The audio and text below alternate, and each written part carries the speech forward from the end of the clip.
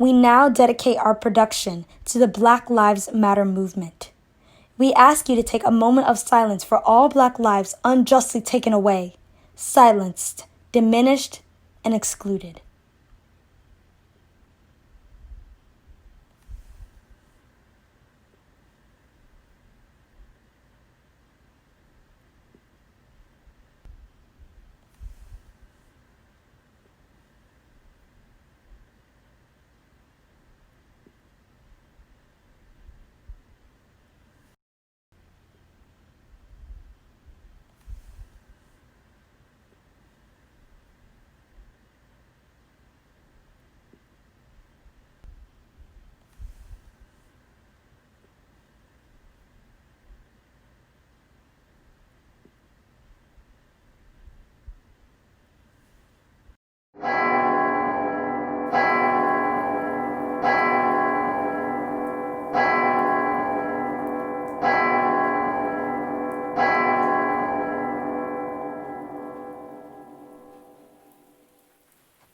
Hung be the heavens with black, yield day to night.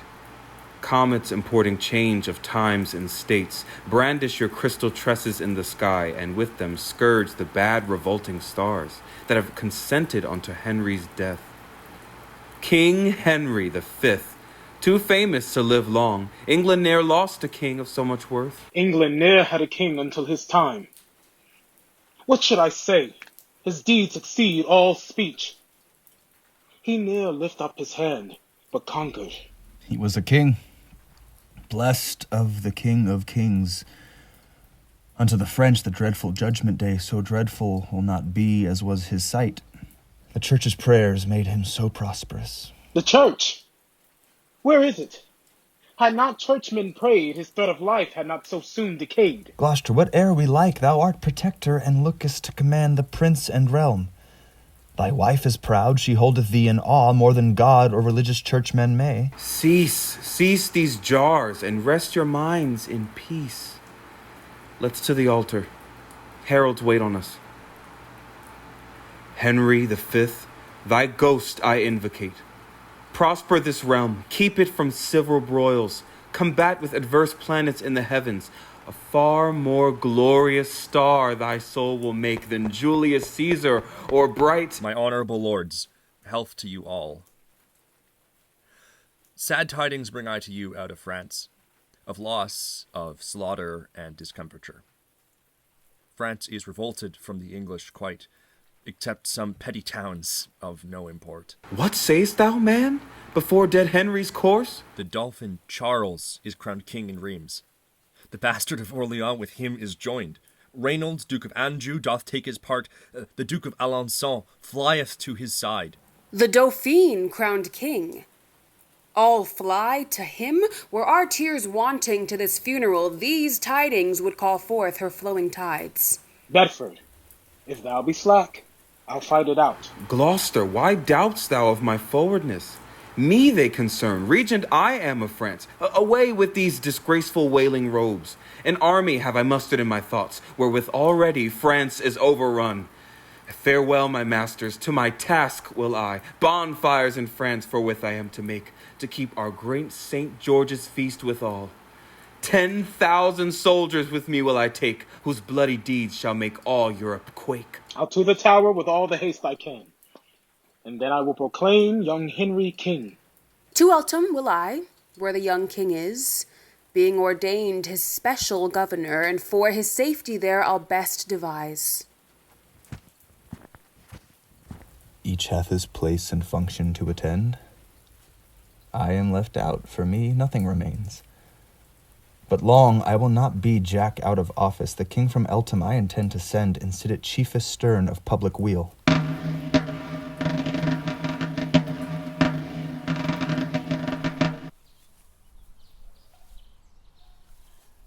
Great lords and gentlemen, what means this silence? Dare no man answer in a case of truth? Whether the Temple Hall we were too loud. The garden here is more convenient. Then say at once if I maintain the truth, or else was wrangling Somerset in the error. Faith, I have been a truant in the law, and never yet could frame my will to do it, and therefore frame the law unto my will. Judge you, My Lord of Warwick, then between us. I have perhaps some shallow spirit of judgment, but in these nice sharp quillets of the law, good faith, I am no wiser than a dog. Here is a mannerly forbearance. Since you are tongue-tied and so loath to speak, in dumb significance proclaim your thoughts. Let him that is a true-born gentleman, if he suppose I have pleaded truth, from this briar pluck a white rose with me. Let him that is no coward, nor no flatterer, pluck a red rose from off this thorn with me. I pluck this red rose with young Somerset, and say withal, I think he held the right. I love no colours, and without all colour of base insinuating flattery, I pluck this white rose with Plantagenet. Prick not your finger as you pluck it off. Least bleeding, you do paint the white rose red, and fall on my side so against your will. If I, my lord, for my opinion bleed, opinion shall be surgeon to my hurt, and keep me on the side where still I am. Well, well. Come on. Who else? Unless my study and my books be false, the argument you held was wrong in you. In sign whereof, I pluck a white rose too. Now, Somerset, where is your argument? Here, in my scabbard, meditating, that shall dye your white rose in a bloody red. Meantime your cheeks do counterfeit our roses, for pale they look with fear, for witnessing the truth on our side. No, Plantagenet, 'tis not for fear, but anger, that thy cheeks blush for pure shame, to counterfeit our roses. And yet, thy tongue will not confess thy error. Now by this maiden blossom in my hand, I scorn thee and thy fashion, peevish boy. Turn thy scorns this way, Plantagenet. Proud pool, I will, and I scorn both him and thee. I'll turn my part thereof into thy throat. Away, away, good William de la Poole. We grace the yeoman by conversing with him. Now by God's will thou wrongst him, Somerset. His grandfather was Lionel, Duke of Clarence, third son to the third Edward, King of England. Spring crestless yeoman from so deep a root? Was not thy father Richard, Earl of Cambridge, for treason executed in our late king's days? His trespass yet lives guilty in thy blood, until thou be restored. Thou art a yeoman. My father was attached, not attained, condemned to die for treason, but no traitor. And I'll prove on better men than Somerset. Look to it well, and say you are well warned. Ah, thou shalt find us ready for thee still, and know us by these colours for thy foes. And by my soul, this pale and angry rose will I forever, and my faction wear, until it wither with me to my grave, or flourish to the height of my degree. Go forward and be choked with thy ambition. Have with thee, Poole. Farewell, ambitious Richard. How I am braved, and must perforce endure it. This blot that they object against your house shall be whipped out in the next Parliament. And if thou be not then created York, I will not live to be accounted Warwick. Meantime, in signal of my love to thee, will I upon thy party wear this rose. And here I prophesy, this brawl today shall send between the red rose and the white 1,000 souls to death and deadly night.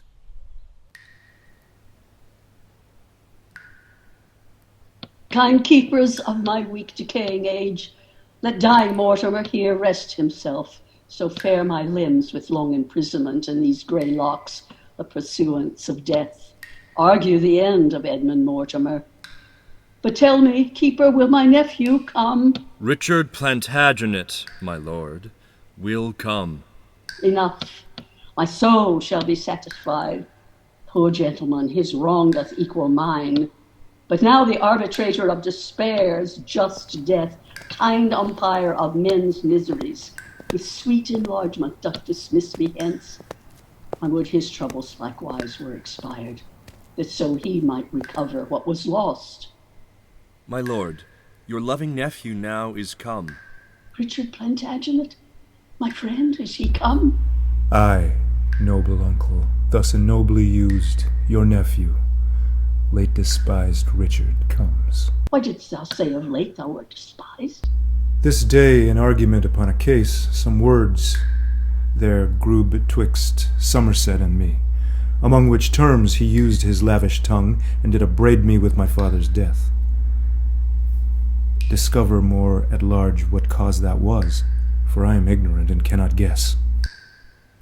I will, if that my fading breath permit, and death approach not, ere my tale be done.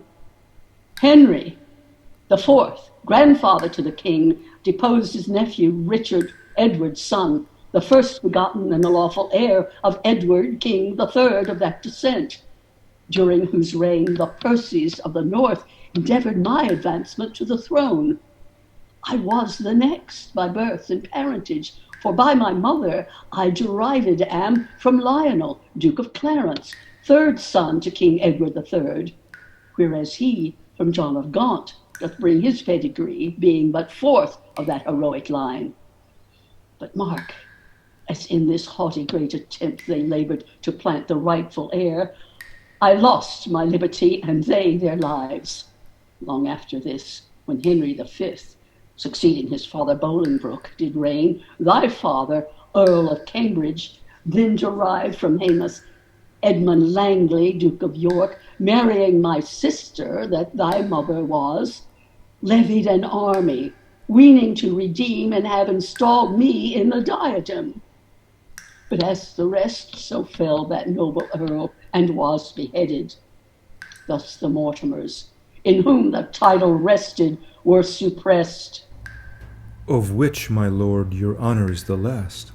True, and thou seest that I no issue have, and that my fainting words do warrant death. Thou art my heir.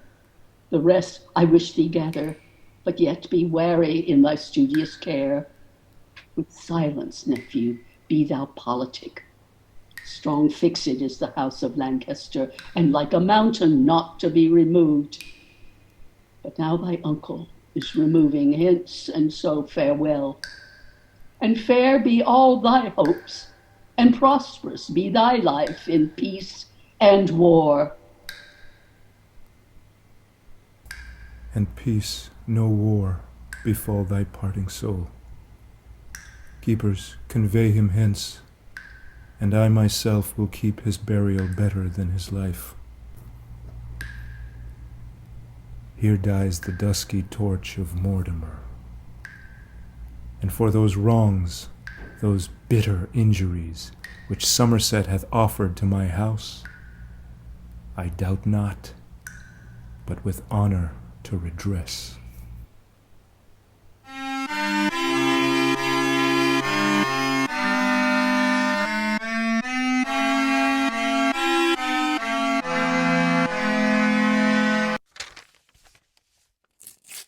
Com'st thou with deep, premeditated lines? Humphrey of Gloucester, if thou canst accuse, do it without invention. Suddenly, as I, with sudden and extemporal speech, propose to answer what thou canst object. Think not.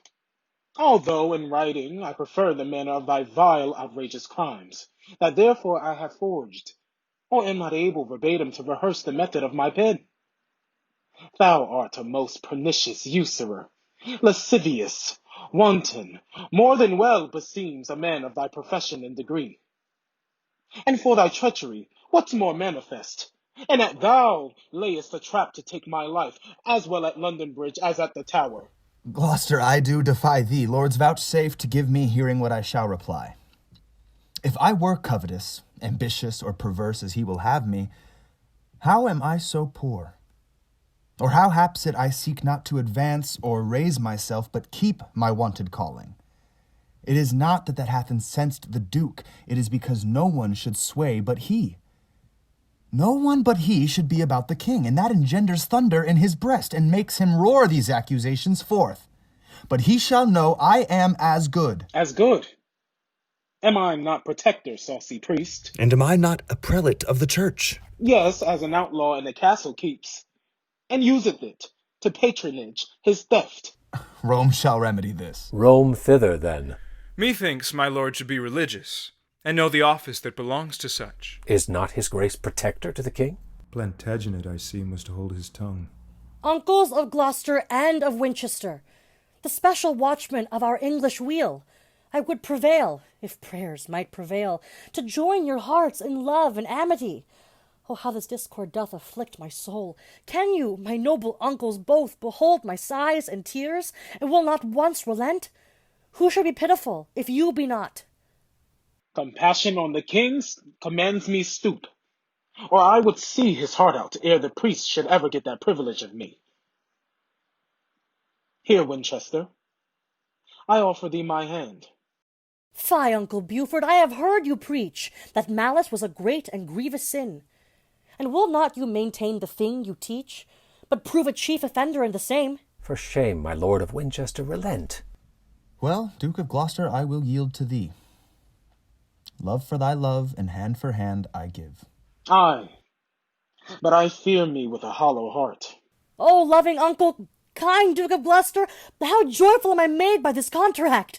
Away, my masters, trouble us no more, but join in friendship, as your lords have done. Accept this scroll, most gracious sovereign, which in the right of Richard Plantagenet we do exhibit to your majesty. Well urged, my lord of Warwick. For, sweet prince, you have great reason to do Richard right, especially for those occasions at Edmund Place I told your majesty. And those occasions, uncle, were of force. Therefore, my loving lords, our pleasure is that Richard be restored to his blood. If Richard will be true, not that all alone, but all the whole inheritance I give, that doth belong unto the house of York, from whence you spring by lineal descent. Thy humble servant vows obedience, and humble service till the point of death. Stoop then, and set your knee against my foot. Rise, Richard, like a true Plantagenet, and rise created princely Duke of York. Welcome, my prince, the mighty Duke of York. Perish, base prince, ignoble Duke of York. Now will it best avail your majesty to cross the seas, and to be crowned in France. The presence of a king engenders love amongst his subjects and his loyal friends, as it disanimates his enemies. When Gloucester says the word, King Henry goes. For friendly counsel cuts off many foes.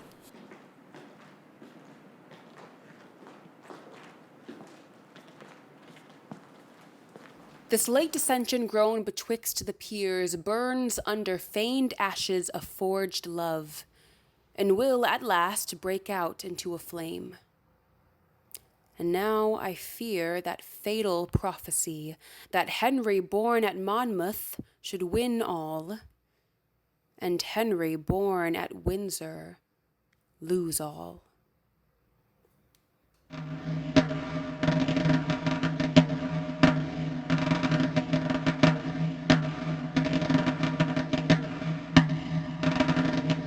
Mars, his true moving, even as in the heavens, so in the earth, to this day is not known.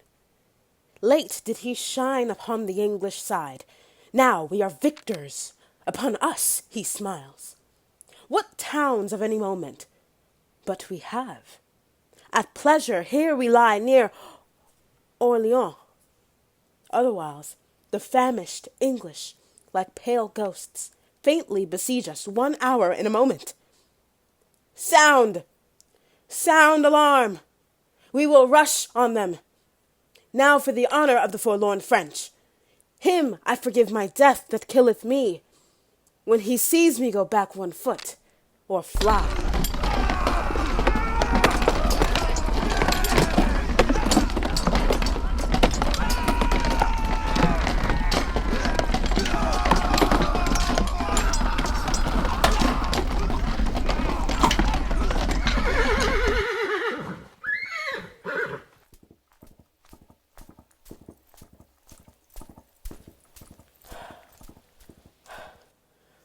never saw the like. What men have I? Dogs, cowards, bastards. I would have never have fled, but that they left me midst my enemies. Lean, raw-boned rascals, who would e'er suppose they had such courage and audacity? Let's leave this town, for they are harebrained curs, and hunger will enforce them to be more eager. Of old I know them. Rather with their teeth, the walls they'll tear down, than forsake the siege. Where's the Prince Dolphin? I have news for him. Be not dismayed, for succor is at hand. A holy maid hither with me I bring, which by a vision sent to her from heaven ordained is to raise this tedious siege, and drive the English forth the bounds of France. Speak, shall I call her in? Believe my words, for they are certain and unfallible. Go, call her in. But first, to try her skill, Rainier, stand thou as Dauphin in my place. By this means shall we sound what skill she hath. Fair maid, is't thou wilt do these wondrous feats? Rainier, is't thou that thinkest to beguile me? Where is the Dauphin? Come from behind. I know thee well, though never seen before. Be not amazed, there's nothing hid from me. In private will I talk with thee apart. Stand back, you lords, and give us leave awhile. She takes upon her bravely at first dash. Dauphin, I am, by birth, a shepherd's daughter. My wit untrained in any kind of art, Heaven and Our Lady gracious hath it pleased to shine on my contemptible estate. Lo, whilst I waited on my tender lambs, God's mother deigned to appear to me, and in a vision full of majesty willed me to leave my base vocation and free my country from calamity. Her aid she promised, and assured success. Ask me what question thou canst possible, and I will answer unpremeditated. My courage, try by combat, if thou darest, and thou shalt find that I exceed my sex. Thou hast astonished me with thy high terms. Only this proof ill of thy valor make. In single combat thou shalt buckle with me, and if thou vanquishest, thy words are true. Otherwise, I renounce all confidence. I am prepared. Here is my keen-edged sword. Then come a God's name. I fear no woman. And while I live, I'll ne'er fly from a man.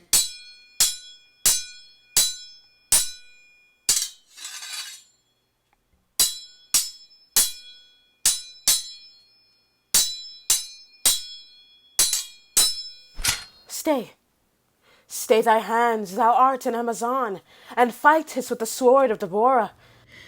Christ's mother helps me, else I were too weak. Whoe'er helps thee, 'tis thou that must help me. My heart and hands thou hast at once subdued. Excellent Puzzle, if thy name be so, let me thy servant, and not sovereign be. I must not yield to any rites of love, for my profession's sacred from above. When I have chased all thy foes from hence, then I will think upon a recompense. My lord, where are you? What devise you on? Shall we give o'er Orleans or no? Why no, I say, distrustful recreants. Fight till the last gasp. I'll be your guard. Assigned am I to be the English scourge. This night the siege assuredly I'll raise. Expect St. Martin's summer, halcyon's days, since I have entered into these wars. What she says, I'll confirm. We'll fight it out. Presently we'll try. Come, let's away about it. No profit will I trust if she prove false.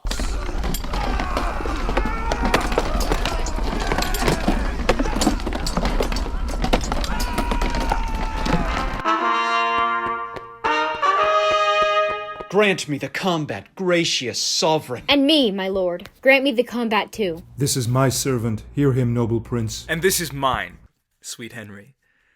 Favor him. Be patient, lords, and give them leave to speak. Say, gentlemen, what makes you thus exclaim? What is that wrong whereof you both complain? First let me know, and then I'll answer you. This fellow here with envious carping tongue upbraided me about the rose I wear, saying the sanguine colour of the leaves did represent my master's blushing cheeks. In confutation of which rude reproach, and in defence of my lord's worthiness, I crave the benefit of law of arms. And that is my petition, noble lord.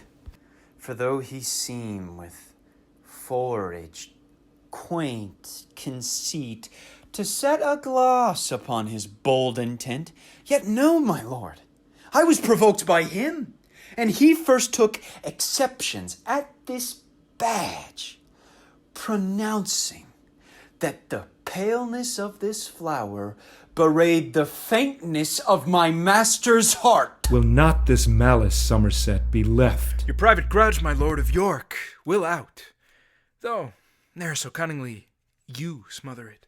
Good Lord, what madness rules in brain-sick men, when for so slight and frivolous a cause such factious emulation shall arise? Good cousins, both of York and Somerset, quiet yourselves, I pray, and be at peace. Come hither, you that would be combatants. Henceforth, I charge you, as you love our favour, quite to forget this quarrel, and the cause. And you, my lords, remember where we are. In France, amongst a fickle, wavering nation. If they perceive dissension in our looks, how will their grudging stomachs be provoked to wilful disobedience and rebel? Besides, what infamy will there arise, that for a toy, a thing of no regard, King Henry's peers and chief nobility destroyed themselves and lost the realm of France? I see no reason, if I wear this rose, that any one should therefore be suspicious I am more inclined to Somerset than York. Both are my kinsmen, and I love them both. Cousin of York, we institute your grace to be our regent in these parts of France. Ourself, my lord protector, and the rest, after some respite, will return to Calais, from thence to England, where I hope ere long to be presented by your victories. My lord of York, I promise you the king prettily, methought, did play the orator. And so he did, but yet I like it not, in that he wears the badge of Somerset.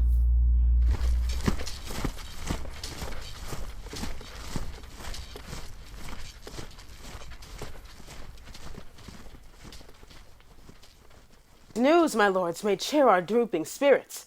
'Tis said, the stout Parisians do revolt, and turn again unto the warlike French. Then march to Paris, royal Charles of France, and keep not back your powers and dalliance. Peace be amongst them if they turn to us, else ruin combat with their palaces. What tidings send our scouts? I prithee, speak. The English army that divided now means to give you battle presently. Somewhat too sedane, sirs. The warning is, but we will presently provide for them. Command the conquest, Charles. It shall be thine. Let Henry fret, and all the world repine. Then on my lords, and France, be fortunate.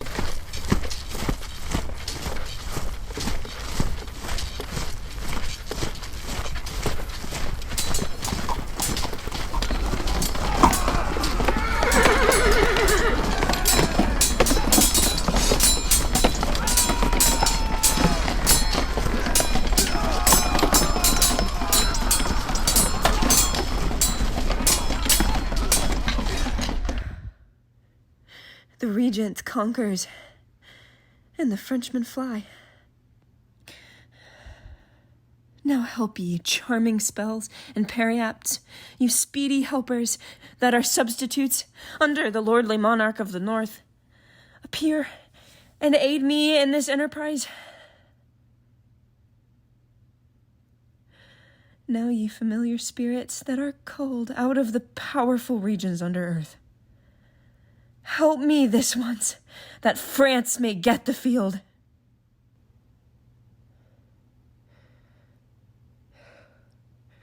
Oh, hold me not with silence over long. No hope to have redress. Then take my soul, my body, soul, and all, before that England give the French the foil. See, they forsake me. Now the time has come. Now France, thy glory droopeth to the dust. Damsel of France, I think I have you fast. A goodly prize, fit for the duel's grace.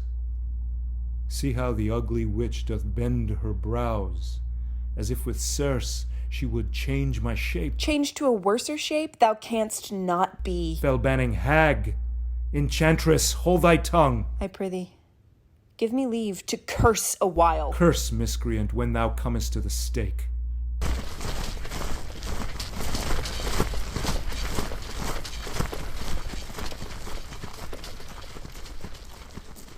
Thou fairest beauty, do not fear nor fly. What art thou, say, that I may honor thee? Margaret my name, and daughter to a king, the King of Naples. Whosoe'er art thou? An earl I am, and Suffolk am I called. Oh, fain would I woo her, yet I dare not speak.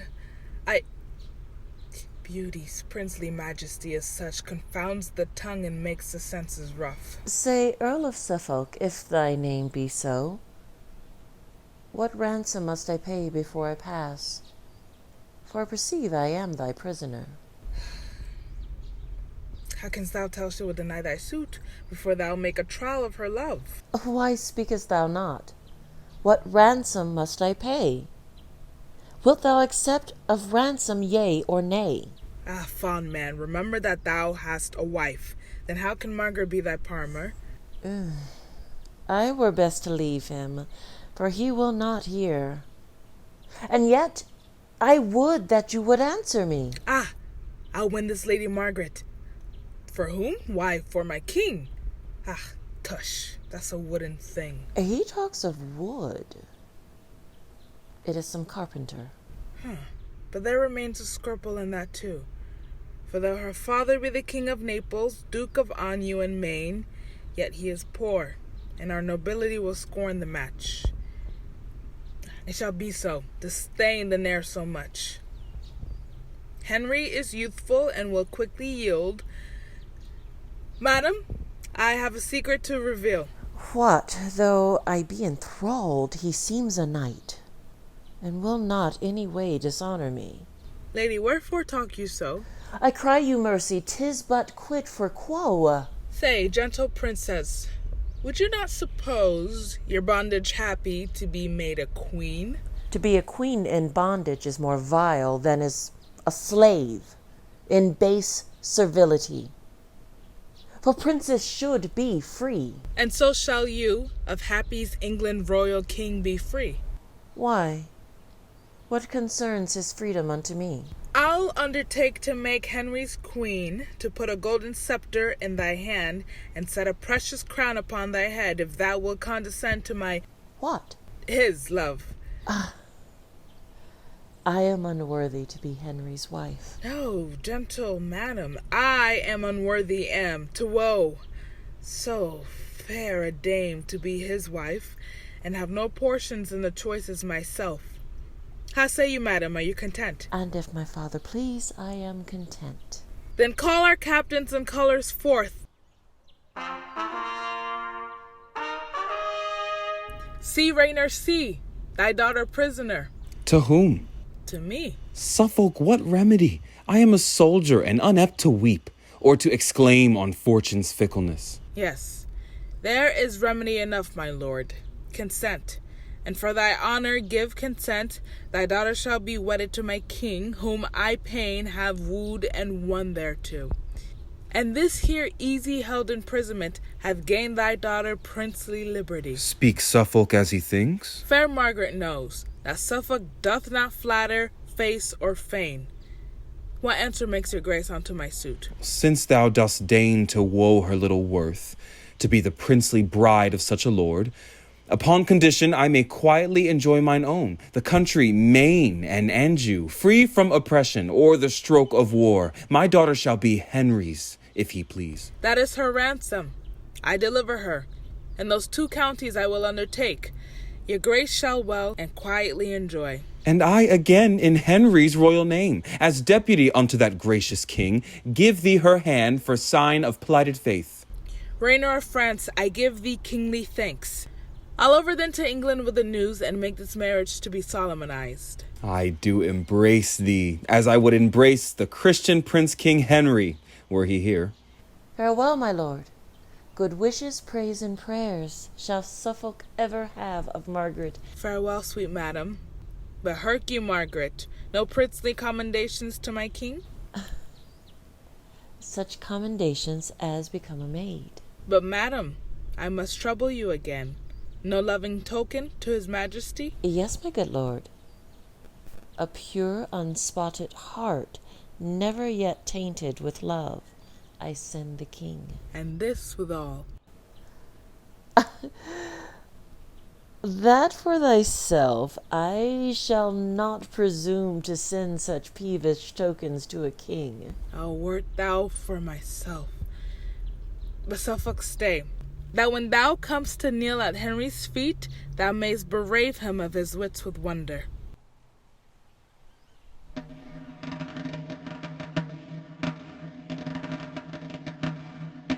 Take her away, for she has lived too long to fill the world with vicious qualities.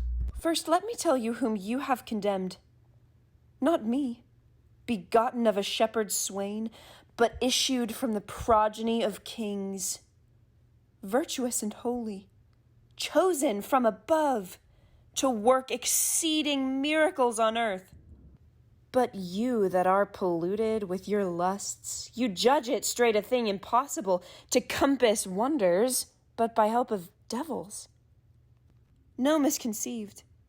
Joan of Eyre hath been a virgin from her tender infancy, chaste and immaculate in very thought, whose maiden blood thus rigorously effused will cry for vengeance at the gates of heaven. Aye, aye, away to her execution. And hark ye, sirs, because she is a maid, place barrels of pitch upon the fatal stake so that her torture may be shortened. Will nothing turn your unrelenting heart?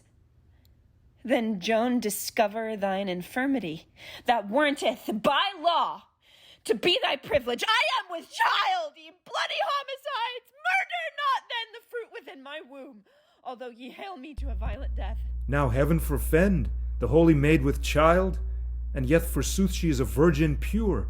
Strumpet, thy words condemn thy brat and thee. Use no entreaty, for it is in vain. Then lead me hence, with whom I leave my curse. May never glorious sun reflects his beams on the country where you make abode, but darkness and the gloomy shade of death environ you, till mischief and despair drive you to break your necks or hang yourselves. Break thou in pieces and consume to ashes, thou foul, accursed minister of hell.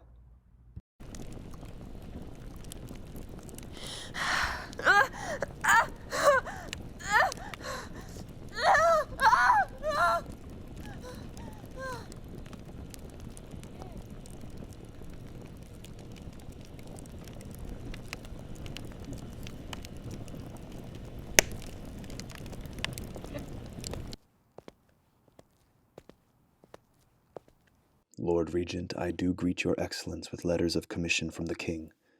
For know, my lords, the states of Christendom have earnestly implored a general peace betwixt our nation and the aspiring French. Is all our travel turned to this effect? After the slaughter of so many peers, shall we at last conclude effeminate peace? Have we not lost most part of all the towns by treason, falsehood, and by treachery? O Warwick, Warwick, I foresee with grief the utter loss of all the realm of France. Be patient, York. If we conclude a peace, it shall be with such strict and severe covenants as little shall the Frenchmen gain thereby. My lord of Warwick, boiling choler chokes the hollow passage of my poisoned voice. For here we entertain a vile concluded peace.